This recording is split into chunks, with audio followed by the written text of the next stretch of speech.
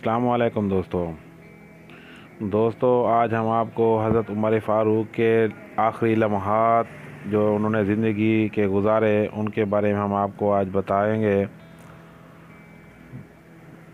जी हाँ दोस्तों, जब सैयदना उमर रज़ी अल्लाह अन्हु को अबू लुलु फ़िरोज़ मजूसी ने नेज़ा मारा तो आप रज़ी अल्लाह अन्हु को दूध पिलाया गया जो पसलियों की तरफ से निकल आया। तो उस वक्त जो तबीब थे उन्होंने कहा, ऐ अमीरुल मोमिनीन,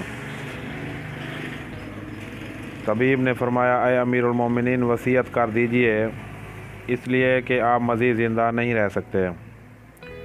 जी हाँ दोस्तों, तबीब ने कहा था कि आप अब मज़ीद ज़िंदा नहीं रह सकते क्योंकि जो उन्होंने दूध पिलाया था वो पसलियों से निकल आया था। तो सैयदना उमर रज़ी अल्लाह अन्हु ने अपने बेटे अब्दुल्ला को बुलाया और उससे कहा, मेरे पास हुज़ैफ़ा बिन यमान को बुला लाओ। हुज़ैफ़ा बिन यमान वो सहाबी थे जिनको रसूलुल्लाह सल्लल्लाहु अलैहि वसल्लम ने मुनाफ़िकीन के नामों की लिस्ट बना कर दी थी, जिसको अल्लाह ताला के रसूल और हुज़ैफ़ा के अलावा कोई भी नहीं जानता था।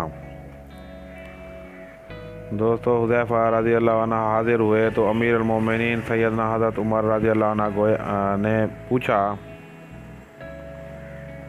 कि हुज़ैफ़ा, मैं तुझको अल्लाह की कसम देता हूँ, क्या रसूलुल्लाह सल्लल्लाहु अलैहि वसल्लम ने मेरा नाम मुनाफ़िकीन में लिया है कि नहीं?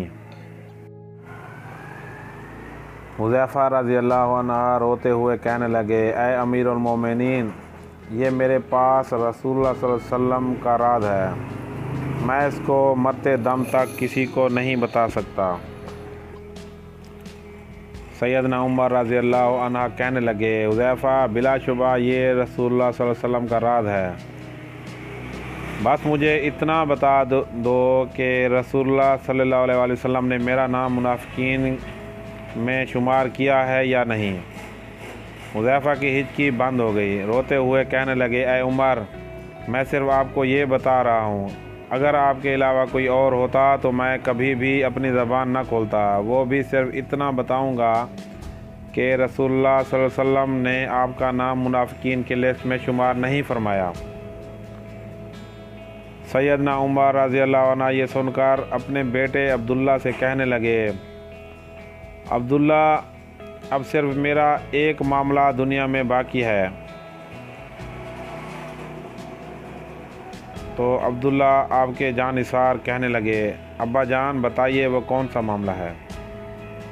सैयदना उमर रज़ी अल्लाह अन्हु बोले, बेटा, मैं रसूलुल्लाह सल्लल्लाहु अलैहि वसल्लम और अबू बकर रज़ी अल्लाह अन्हु के पहलू में दफन होना चाहता हूँ।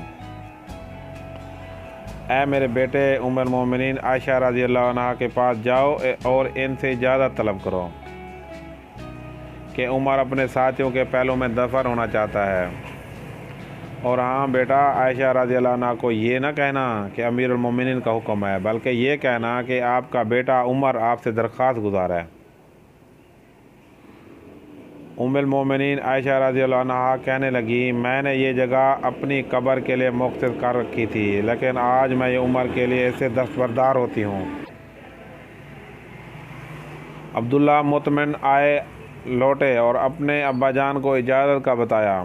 सैयदना उमर रज़ी अल्लाह अन्हु ये सुनकर अपने रुखसार को ज़मीन पर रख दिया। आदाब फ़र्जंदगी से मामूर बेटा आगे बढ़ा और बाप के चेहरे को अपनी गोद में रख लिया। बाप ने बेटे की तरफ देखा और कहा,